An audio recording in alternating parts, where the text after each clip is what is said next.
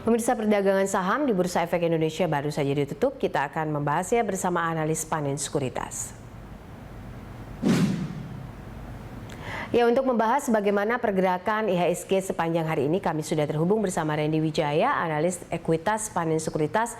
Pak Randy, terima kasih sudah bergabung bersama kami. Kita lihat tadi ternyata IHSG ini tidak dapat rebound di akhir penutupan, tetap merah begitu ya, menuju ke zona merah di 0,55%.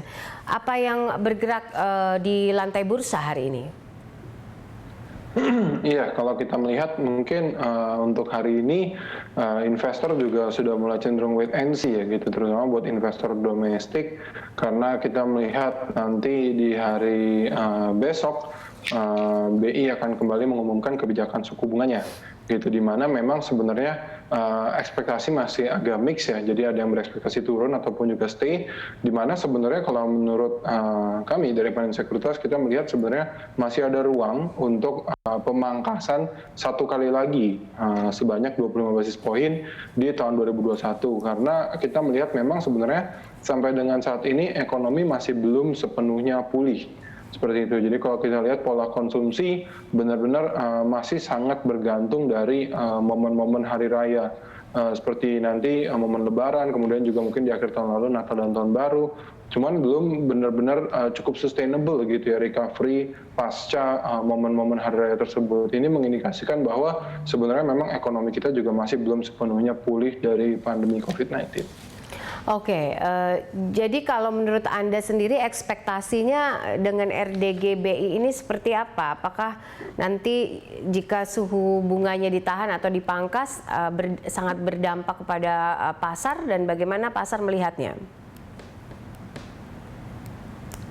Oke, jika mungkin nanti suku bunganya ditahan, kita expect mungkin nggak akan terlalu banyak fluktuasi di pasar, namun mungkin IHSG masih akan cenderung lemah juga ya, gitu. Karena kita melihat sebenarnya ekonomi masih belum cukup pulih, dan sepertinya dari sisi kebijakan moneter BI belum cukup agresif untuk memberikan pelonggaran lebih lanjut. Seperti itu. Cuman kalau misalkan nantinya suku bunga akan dipangkas sebesar 25 basis poin lagi, ini akan tentunya berdampak positif, terutama juga buat sektor-sektor yang selama ini juga sudah menerima insentif gitu ya untuk mendorong peningkatan konsumsi seperti otomotif dan juga properti, seperti itu.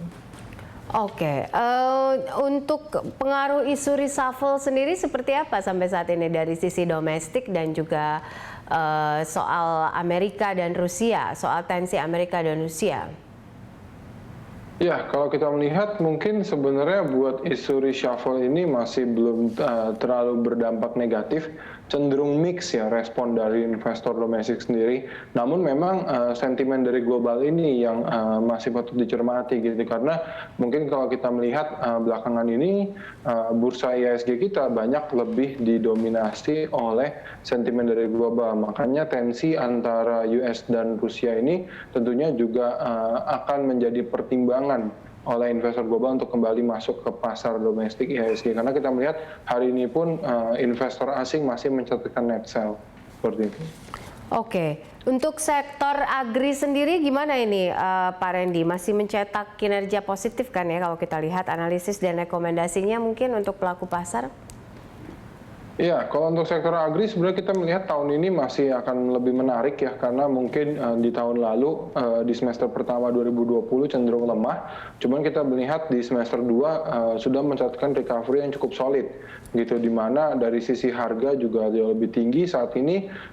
Untuk CPO Malaysia tercatat lebih dari 4.000 ringgit per ton, itu jauh lebih tinggi dibandingkan level-level awal 2020 gitu ya, ataupun awal pandemi di saat banyak negara melakukan lockdown, di mana mungkin harga CPO hanya berkisar di kisaran sekitar 2.000 ringgit per ton seperti itu. Jadi sudah mencatatkan kenaikan yang cukup signifikan dari sisi harga, dari sisi volume produksi juga masih ada ruang untuk ditingkatkan lebih lanjut, sehingga kita mengekspektasikan bahwa kinerja juga masih akan solid di 2021. Oke, untuk konstruksi, emiten konstruksi dan juga properti mungkin di kuartal 2 ini seperti apa? Iya, kalau kita lihat untuk emiten konstruksi dan properti kuartal 2 harusnya menjadi momentum untuk recovery juga, mungkin untuk sektor konstruksi khususnya. Kalau untuk properti kita sudah melihat ya mungkin dari akhir 2020 kemarin juga untuk marketing sales beberapa emiten seperti SMRA dan juga BSDE sudah mencatatkan pemulihan. Seperti itu terutama untuk segmen-segmen perumahan menengah ke bawah ya, yang mungkin di harga masih di bawah 2 miliar per unit, itu masih sangat banyak peminatnya, sehingga kita lihat harusnya ini juga masih menjadi sektor yang prospektif untuk dikoleksi di tahun 2021. Baik. Selanjutnya apa saja saham rekomendasi yang bisa Anda sampaikan hari ini, terutama mungkin untuk di awal pekan atau minggu ini, Pak Randy?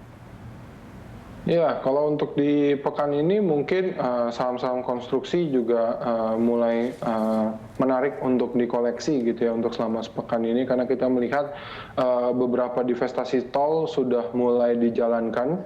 Jadi kita masih merekomendasikan sektor konstruksi terutama untuk emiten-emiten karya BUMN, Waskita, Wika, ADI dan juga PTPP. Terus juga kita merekomendasikan sektor-sektor komoditas karena kita melihat demand dari sisi global sudah mulai menunjukkan recovery yang cukup solid.